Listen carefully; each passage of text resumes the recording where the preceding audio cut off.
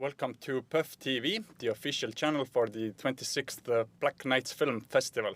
Here for another session of Meet the Filmmakers. I'm your host, Andrei Liimets, and with me I have Leon Prudovsky and David Hayman, the director and the lead for the opening film for this year's festival, My Neighbor Adolf.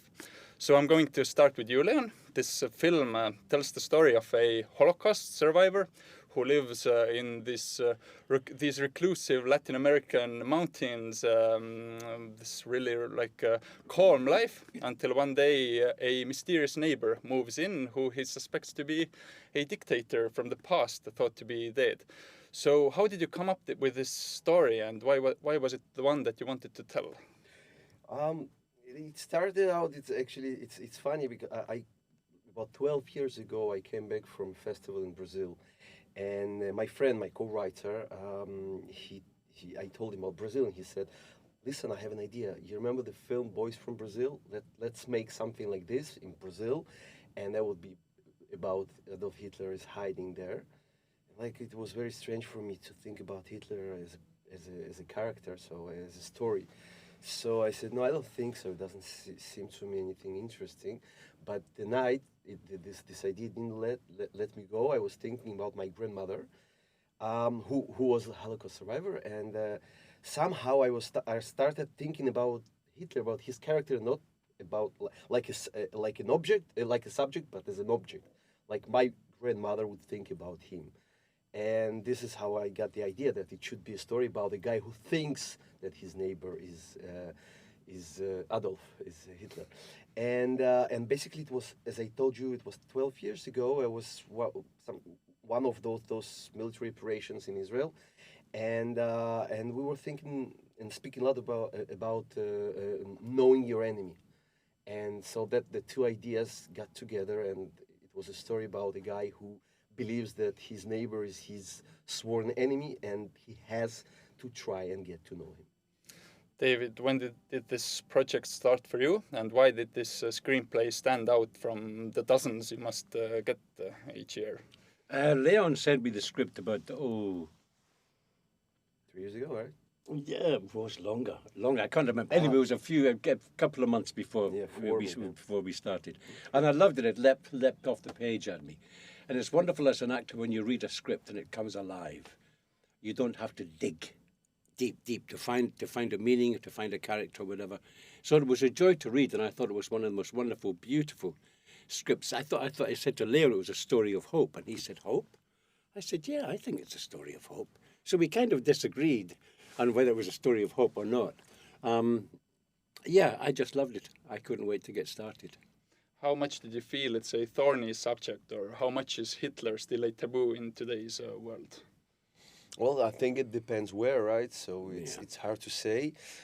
I can only speak about the reactions of the audience in different countries, though we've been to 3. This is our 4th or 3rd, like Israel, and I think generally people really like speaking about, like, laughing about this, thinking about his character and the situation. I believe that at some point we will find some spectators that won't be like too happy. Maybe older people, maybe people are more connected with what happened, more like with trauma and all that. But it has been 8 years, right? So I think this taboo is not longer a taboo like it was before, I think. But it still deals with a lot of trauma, and David's character, of course, is driven by so much historical trauma and disappointment, and I guess hatred as well. So how did you prepare for such a heavy role, in a sense? I learned my lines. Seriously, I mean, there's, I'm an instinctive actor. You have an instinctive reaction to a script. I didn't need to do any research. I'd done Boy in the Striped Pajamas. I'd done pieces about the Holocaust in my theatrical life, so I knew all about the backstory. So it was me just creating the character of Polsky, which was there on the page. It's beautiful. So I'm not being slight when I say I learn my lines. Of course, the process is more than that. You have to come up with the internals, the way you think, the way you feel, the way you react. But that comes from the situation of being there with Udo, with Leon, being in the mountains of Medellin. I would add something that for like about 6 months or maybe a bit less, I don't remember, you went to the Jewish community in Glasgow. Oh yeah, I had to go yeah. to learn that you've got to have to speak some Yiddish in the film. I spoke with some Holocaust, spent some time with some Holocaust survivors, which was really wonderful, and they had a great sense of humour about the subject, about their time in the concentration camps and the time under the Nazis. And I thought, well, this is really refreshing. Here they are, and it was a wonderful woman. I mean, I think she was about 88 or something.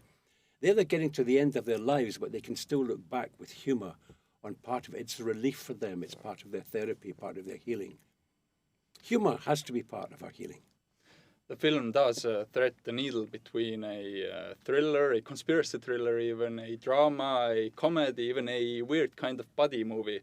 So how much did you discuss how to get the tone right amongst yourselves and with the rest of the crew as well?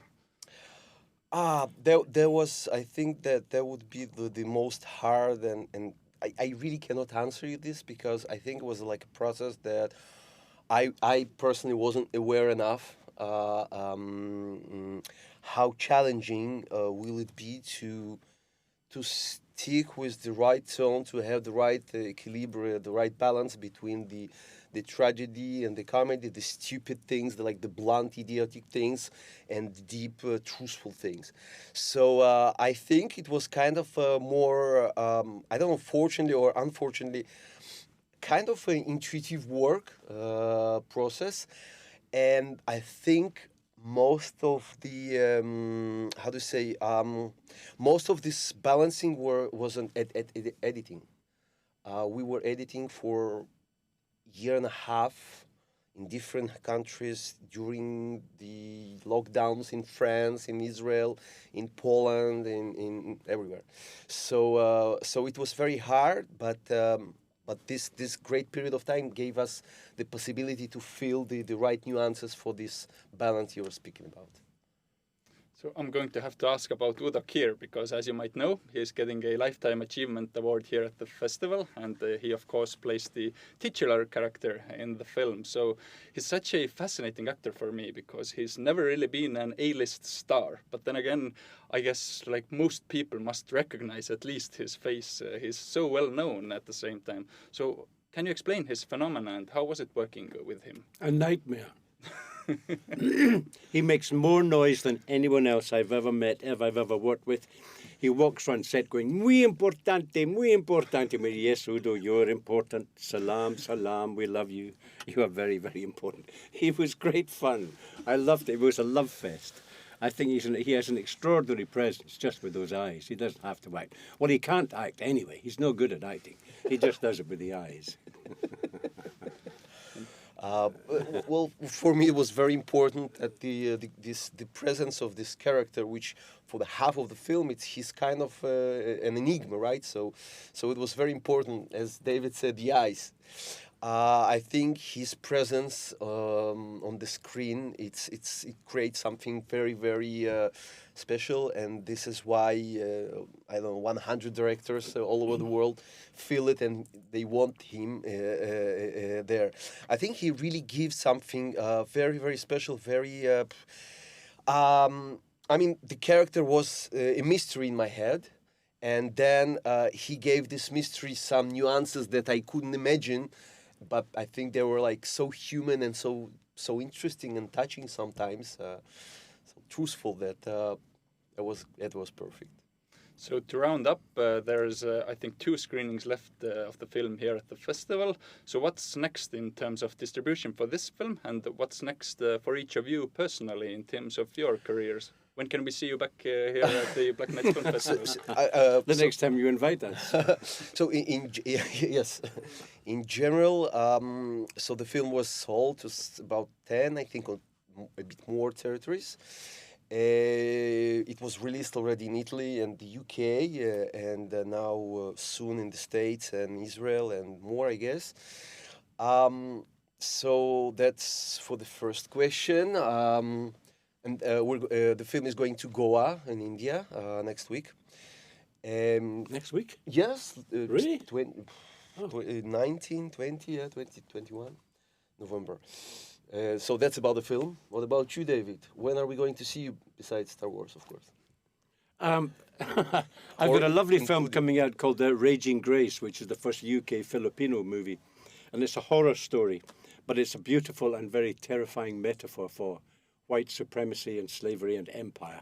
So I'm very excited about that. But personally, I'm going on holiday because I haven't stopped working all the way through COVID. I've done about 5 movies, so I'm taking a break. And then I go on stage to do a wonderful play called Cypress Avenue by David Ireland, which is about it's about the culture in Northern Ireland with the historical civil war between the Catholics and the Protestants, and a man who believes he's losing his power, his culture, and he's under stress. And it's an extraordinary, provocative and violent piece of work. And I love being on stage, so I'm looking forward to it. So all the best with I'm working on my next feature that I'm writing since 5-7 years already, and it's based on my short film that was I did it like about 8 years ago, and it's about how I came to Israel when I was 13 from the USSR to Israel, and it's going to be a film that's happening one night at one place in the plane, and when the people get out of the plane. So that's the next feature film for me. Is that the one about the granny and the grandma? Yes, Oh, the short one. Really, I've seen it. It's really funny. Yeah. I wish you all the best with your next projects and with this film, of course. Thank you very much for this discussion. It's been a pleasure, and thank you everyone for watching. See you at the next sessions here at PÖFF TV with Meet the Filmmakers.